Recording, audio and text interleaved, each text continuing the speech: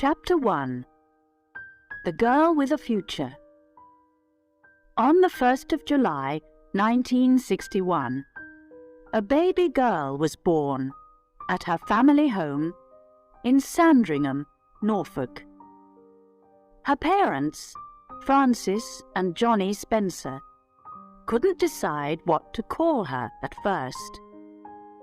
They had 2 daughters already, and this time they really wanted a boy. Finally, they called her Diana. They didn't know that in the future the name Diana Spencer would be famous all over the world. They could not guess how popular she would be in her short but full life. The Spencers are a very old English family. They became rich a long time ago as sheep farmers, and the family goes back to King Charles II and King James II of England. They have been friends and helpers of the royal family for hundreds of years. The house they lived in then, Park House, was near the Queen's house at Sandringham, so Diana grew up almost next door to the royal family. Diana often visited them at Sandringham House when she was a little girl. The Queen's most important homes are at Buckingham Palace in London and Windsor Castle, just to the west of London. But she also spends time at Balmoral Castle in Scotland and at Sandringham House, which is in the east of England. Later, people called Diana a fairy tale princess, but her story was often a sad one too. Her parents had the son that they wanted so much in 1964. They called him Charles. But their marriage was unhappy, and soon terrible fights began. When Diana was only 6, her mother, Frances, ran away with another man, Peter Shand Kidd. For a long time, the children could only visit their mother at weekends. Frances very much wanted her children to live with her, but their father was against the idea, and so they stayed at Park House with him.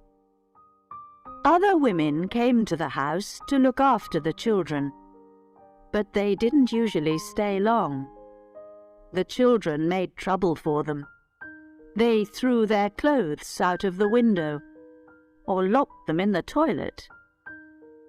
The 2 smallest children, Charles and Diana, were really unhappy.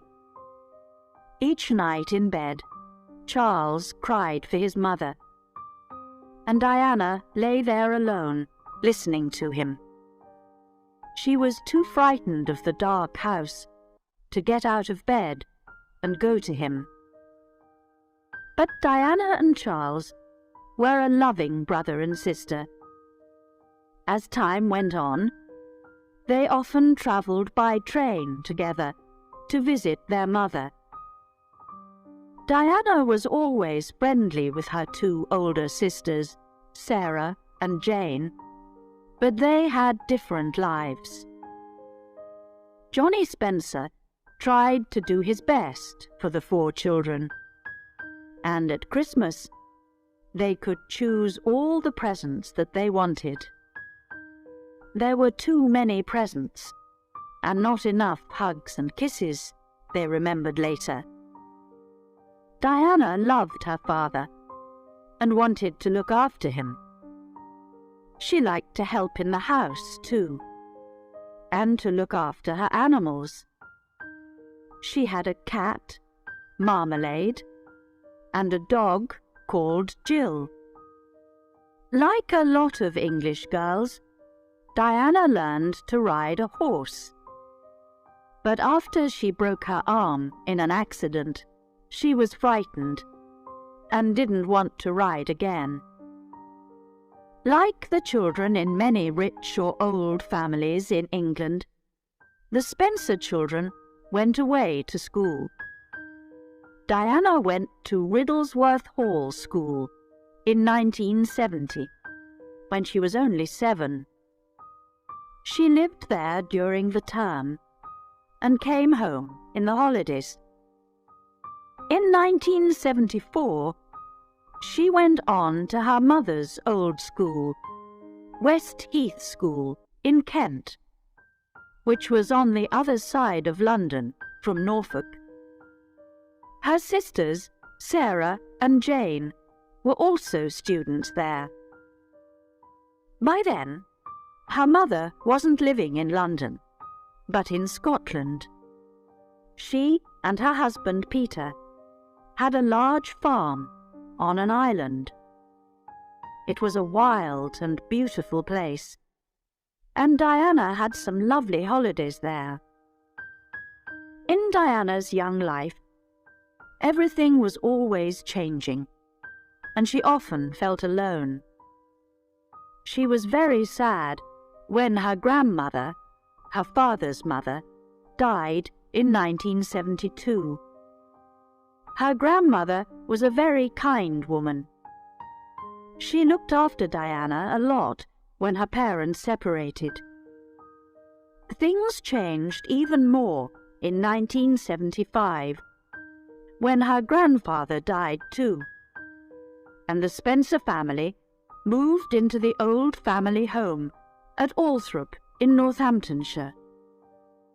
Diana's father was now Earl Spencer.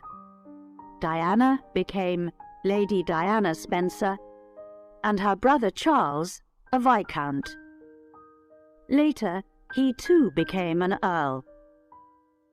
Until then, Park House in Sandringham was the only home that Diana knew. She didn't like going to Sandringham House to visit the royal family much. She felt strange in the royal house. But she loved Park House, with its friendly rooms and its big garden. She could go swimming in the pool there, play tennis, or hide in the treehouse. The children didn't really want to live at Althorp. They didn't enjoy their visits there when their grandfather was alive. The house was large, dark, and frightening, with lots of old family pictures on the walls. But as they grew up, they liked it more. They enjoyed having their friends to stay. It was a good house for parties. At school, Diana made plenty of friends. She was a good student, not especially clever, but she enjoyed her lessons. She liked English and painting, but she was best at dancing and swimming. It was soon clear that she would never go to university, but she was helpful and kind. She even won a cup for helpfulness. As part of the school's charity program, Diana began to visit old or ill people in the town near the school. Usually she talked to them or helped with their shopping. This is perhaps where her love of charity work began. But she was not always quite so good. Once, she got into real trouble when she left the school at night. She planned to meet a friend outside the school to get some sweets from her. One of the teachers found her empty bed and called the police. The head teacher was very angry, but her parents were secretly amused. When Diana left West Heath School, she was 16. At first, she didn't know what to do. Life at home was changing again, because her father had a new wife. Her name was Rain, and she was the daughter of Barbara Cartland, a famous writer of love stories. Diana and her brother and sisters were not very pleased about the marriage. They didn't want Rain as their second mother, and were always fighting with her. But Johnny loved his new wife, and they were very happy together. And in the end, Diana was pleased that Rain was there to look after her father. In 1978, a year after the marriage, Johnny became very ill. The doctors thought that he would die. Rain nursed him back to health, but it was a long time before he was better again. A little earlier, in 1977, Diana went off to a very expensive finishing school in Switzerland because she didn't want to stay at home. Girls from rich families went there to learn to cook, to speak French, and to look after a home. Diana only stayed there for 6 weeks, then decided that she wanted to go back to England to work. In the past, girls from important families like the Spencers never worked for money. But times were different now, and Diana wanted to be like other girls of her age. "I can easily find a job," she told her father. He bought her a very nice flat in Coleherne Court, Kensington, in the centre of London. She asked a few friends to come and live with her. One of them, Caroline Pride, was an old school friend of hers. This was the beginning of a really happy time for Diana. She was young and pretty. She had good friends, both boyfriends and girlfriends, and a nice flat and a car. She was free to try and find her way in the world. What could she do for a job? She loved children, and so she began to look after babies and small children for her sister's friends. Sometimes she cleaned their houses too, or cooked meals for them. She studied cooking again in London. She was good at Russian soup, but she and the girls in the flat ate chocolate most of the time. Then she found a job at the Young England School for Little Children. Here she was very happy, and her bosses were very pleased with her work. She was calm and kind with the children, and always gave them plenty of love and hugs. Soon there would be love in her life too. She would find her prince and fall in love. She would become the new Princess of Wales. She didn't know this, of course, but she did feel that she was getting ready for something special. Diana went to parties, and she had a lot of friends. But she was never serious about a man at that time. "I had to keep myself tidy," she said later, for what was coming. Chapter 2. A Fairy Tale Wedding. Prince Charles was taking a long time to choose a wife. He was already 32. He always had plenty of girlfriends. Diana's sister Sarah was once his girlfriend, but he couldn't decide who to marry. Charles was the future King of Britain, so he had to choose well. Not every beautiful woman makes a good queen. Life in the royal family can be very hard. The royals spend a lot of time in public. She must also be a girl from a good family. and Charles must be her first lover. In February 1981, the news finally came out that Prince Charles was getting married to Lady Diana Spencer. The photos in the newspapers showed a pretty, quiet girl with a sweet smile, and the reporters soon began to call her Shy Di. Diana was the first English girl to marry a Prince of Wales for 500 years. And in private, Prince Charles said that the Spencers were more royal than the royals. It seemed that Diana and Charles were perfect together. People in Britain began to look forward to a fairy tale wedding. Diana grew up with the royal family, but for a long time she didn't really know Charles. There are a lot of families in the royal circle, and also Charles was 12 years older than her. He was already a young man when she was still a child. But when Diana was 16, they met at a country house party. She was only a schoolgirl, and Charles was more interested in his dog and his sport than in her. But from that time, Diana put a photo of Charles by her bed. They met at a few more parties, but it was only in July 1980 that Charles began to look at Diana with new eyes. They were both staying with friends in the country.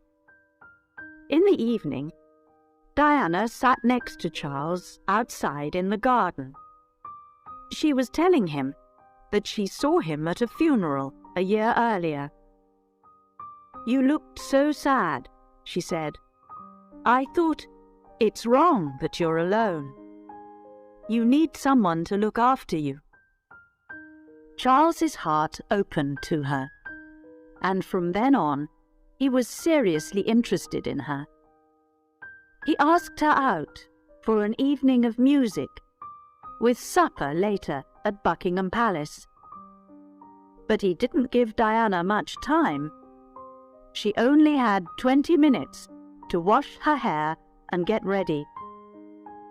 "Maybe you'll be the next Queen of England," a friend told her. Diana only laughed. Then Charles asked her to go to Balmoral for the Braemar Games, the Scottish sports which happen every September. Diana's sister Jane was now married to Robert Fellows, the Queen's personal secretary. They had a small house in the Royal Park at Balmoral, and Diana stayed there with her sister and husband. Prince Charles phoned her every day, and they went for walks together. Until then, no one guessed that the prince had a new girlfriend. But one day, Charles and Diana were fishing down by the River Dee. Suddenly, they noticed someone on the other side of the river. It was a reporter from a newspaper looking for royal news. Diana quickly ran to hide behind some trees and used a mirror from her handbag to watch him.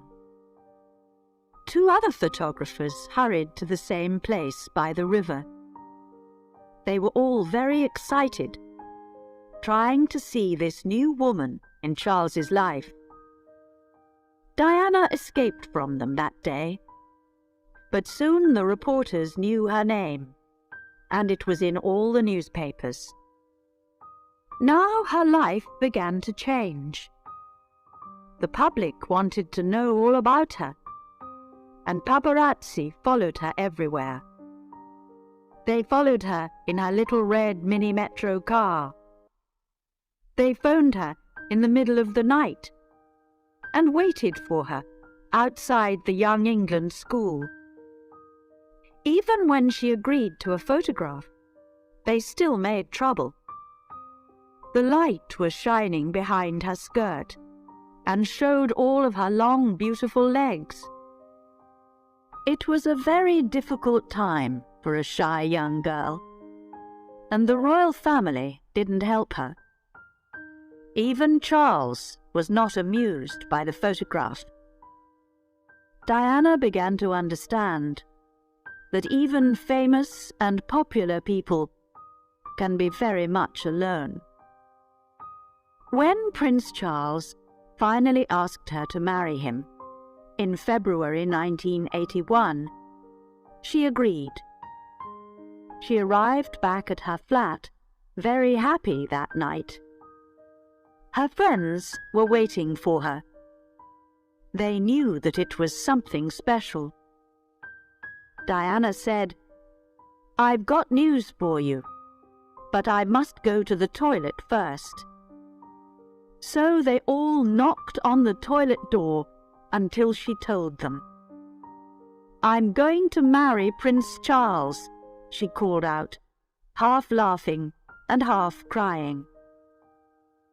He gave her a beautiful blue ring, and they were ready now for the photographs, the television recordings, and the public appearances. Several times they had to answer the question, "Are you in love?" "Of course," answered Diana. But Charles was not so sure. His answer always seemed to be, "Yes, but what does that mean?" To the public, it was real love. It was exciting news for Britain. Here was a fairy tale prince and princess, bringing new colour and life into the royal family. Diana now moved into Clarence House, the Queen Mother's home, and was safer there from the reporters. Everyone was getting ready for the wedding. Over 10,000 presents arrived for Charles and Diana. She chose a young husband and wife, David and Elizabeth Emmanuel, to make her wedding dress. "She made coffee for us," they remembered. "Here was the future Princess of Wales, and we were students not so long ago." It was quite a surprise. But not everything was perfect. At the center of the fairy tale, there was a black shadow. When Charles asked Diana to marry him, something strange happened. She suddenly felt, deep inside, that she would never be queen. She also knew that she would have a difficult job as Charles's wife. This did not stop her. But just before the wedding, she became seriously worried. She suddenly understood that Charles's old girlfriend, Camilla Parker Bowles, was still very important to him. Diana found a present from Charles to Camilla, and he often telephoned her. Did Charles really love her? Or was he still in love with Camilla? And Diana was no longer free. The happy days in her flat with her friends and at work with the little children were all gone. The royal machine frightened her. There were so many royal rules, and Buckingham Palace was a dead place to her. No one welcomed her when she arrived at Clarence House, and no one told her how to do things. She still tried to enjoy herself. She escaped to Australia for a quiet holiday with her mother, where none of the paparazzi could find them. Back at Clarence House, she wanted to go on with her dancing, and so she asked her old teacher to come and work with her. But she knew that soon nothing would be the same. During one of her last lessons, she said, In 12 days' time, I shall no longer be me. She got thinner, and she even wanted to stop the wedding. Her sisters told her to go on. Bad luck. You've got to do it. Your face is on the tea towels now, they said. So, on the 29th of July, 1981, Prince Charles married Lady Diana Spencer in St. Paul's Cathedral, London. It was a great day for England. More than 1 million people were out on the streets in the morning to wave as she went by. In Britain, everything stopped as people switched on the television. In many houses, there were little parties, as families, friends, and neighbours all sat down together to enjoy themselves. Diana arrived at St. Paul's with her father. The church was full of important people from all over the world. Not only was the British royal family there, but there were other kings and queens from Europe. There was beautiful music, and the church was full of flowers. Diana looked wonderful in her long wedding dress, which was almost white, with the skirt very long at the back. With flowers in her hands, and her heart full of hope, she agreed to marry Charles. "I will," she said. Charles put the wedding ring on her finger. It was made of Welsh gold. This gold was a present to the royal family about 50 years earlier, and Diana's ring was made of the very last piece. Charles and Diana were now husband and wife. They promised to stay together all their lives.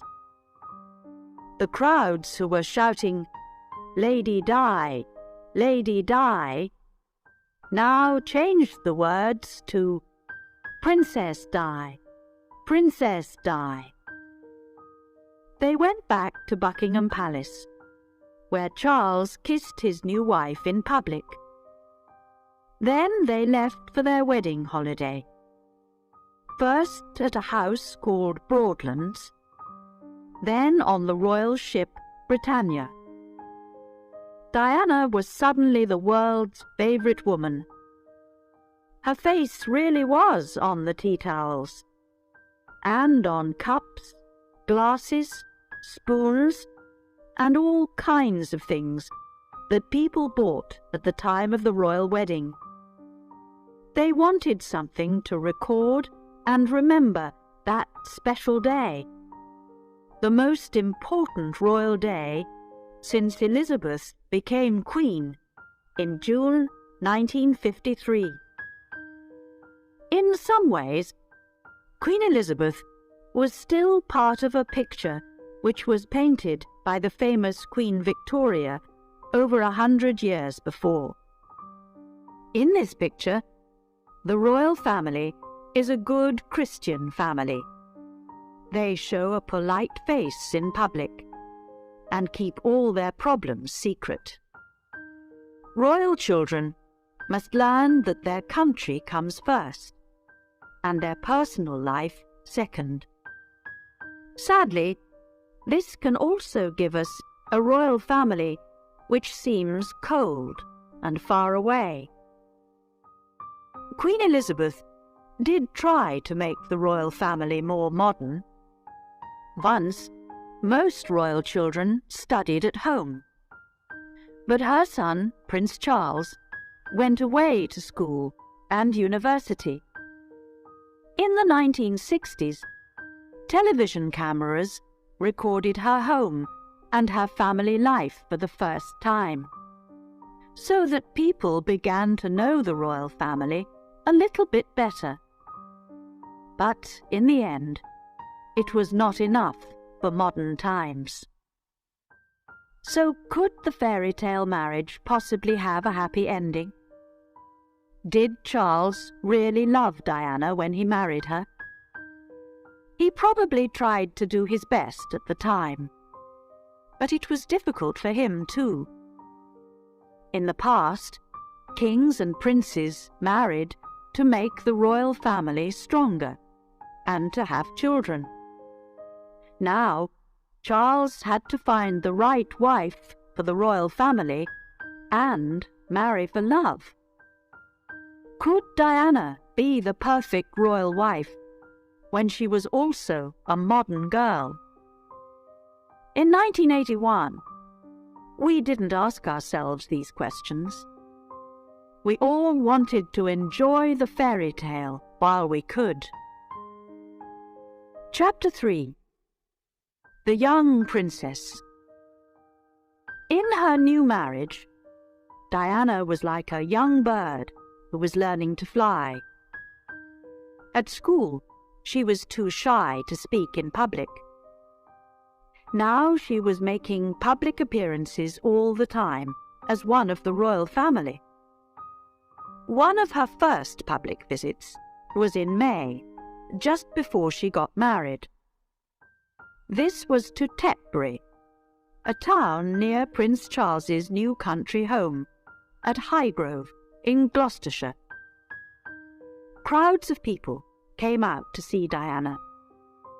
Dressed in a red suit, she walked through the streets and smiled shyly as they gave her bunches of flowers.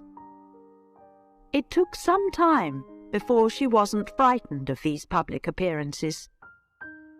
On one of the first that she made with Prince Charles, he told her to walk over to the waiting crowds. "Talk to them," he told her. "I can't. I just can't," she said. But she had to, and after that, she found it became easier and easier. She was very natural, and everyone liked that. People began to feel that they could talk to her about their problems. She was quickly becoming one of the most popular women in the world. Soon, she was more popular than Charles. He wasn't very pleased by this. "I'm sorry I'm not my wife," he said once or twice to the crowds when he made visits alone. Everyone loved Diana because she was young and beautiful. During her first few years as a princess, she learned how to dress well, and people became interested in her clothes. After every appearance, the reporters described what she was wearing. There were photos in the newspapers recording all her different dresses. Before she got married, she still looked very young. Her face was round, and her clothes were nothing special. And when she first became Princess of Wales, she still didn't always dress well. Sometimes she wore dresses and hats that were too old for her, like those for a 45-year-old woman. Then she became the well-dressed Diana that we remember today. She chose a lot of wonderful clothes: dinner dresses, dance dresses, trousers, and suits. She learnt to dress for all kinds of different appearances, for special visits, for sports, or for travel. For public appearances, she had to wear clothes that were comfortable as well as beautiful. She also had to remember how her enemy, the wind, could blow those clothes about. Diana began to buy from famous British clothes makers, which helped the clothes business in Britain. Some of her favourites were Bruce Oldfield, Sandra Rhodes, and Catherine Walker. Sometimes she chose bravely, a low-cut, short black dress, for example. But she could also look like the perfect English rose in a pink, well-cut suit or a long white dance dress. With her long legs, fair hair, and wonderful smile, she could look good in almost anything. Then Diana became a mother too. Before the baby was born, she felt sick a lot of the time. But she was healthy, and on the 21st of June, 1982, she went into St. Mary's Hospital, London, to have her baby. Charles stayed with her there, and the Queen's private doctor looked after her. At 9:03 p.m., the new prince was born.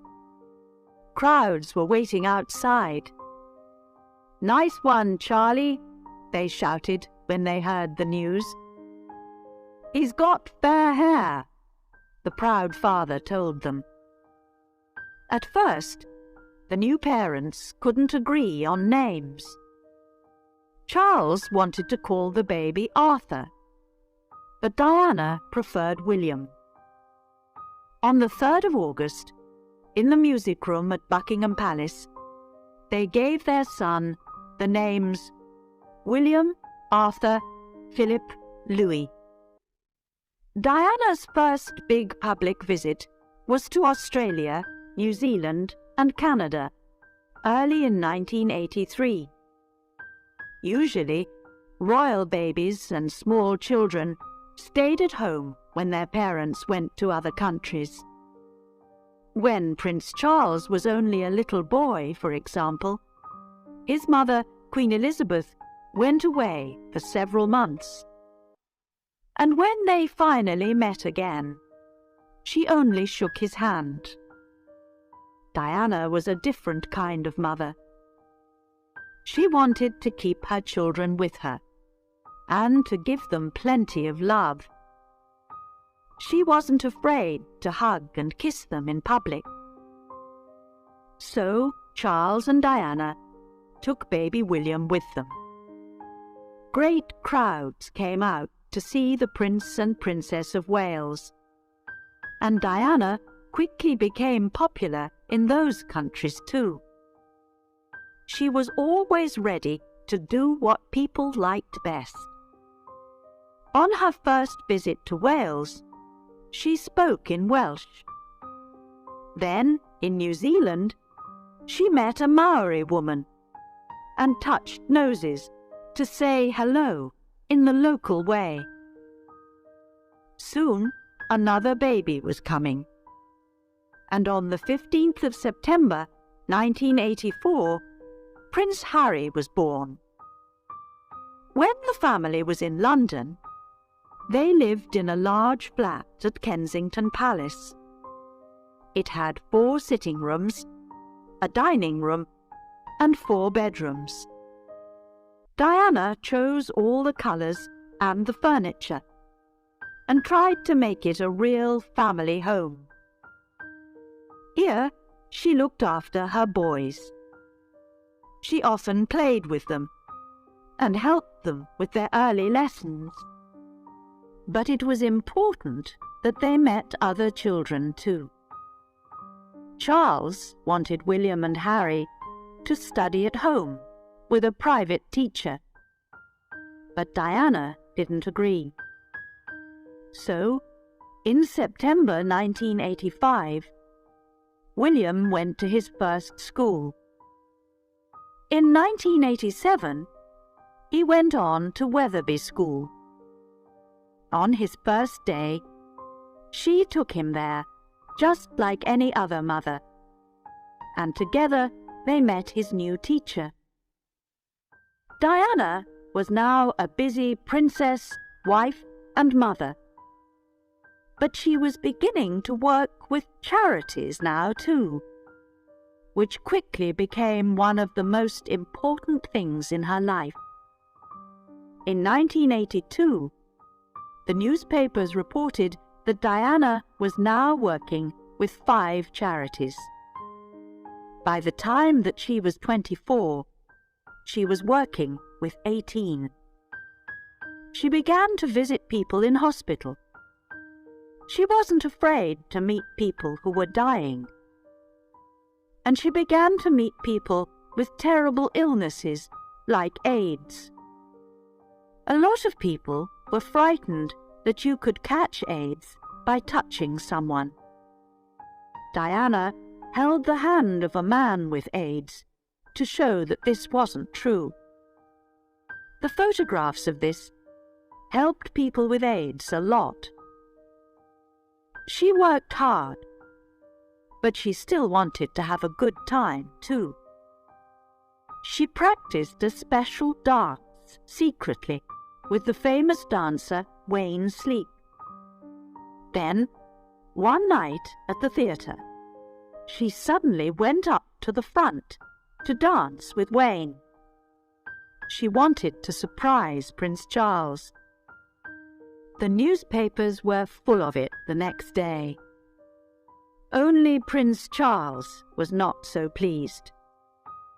In private, he told her that it was not the right thing for a princess to do. Diana now had a new friend in the royal family. This was Sarah Ferguson, or Fergie, who married Prince Andrew, Charles's younger brother, in 1986. She was a girl with a warm heart, but she wasn't always sensible. One night, just before they got married, Prince Andrew was having a men-only party. Fergie and Diana dressed up as policewomen to try and get in. Again, the royal family were not pleased with Diana. She was becoming too wild. Few people knew that at this time Diana was not happy. She seemed to have the perfect life, but inside she was in trouble. She was helping other people, but she needed help herself. She was popular, a great favorite of the people, and reporters photographed her everywhere. But in private, she was alone with her troubles.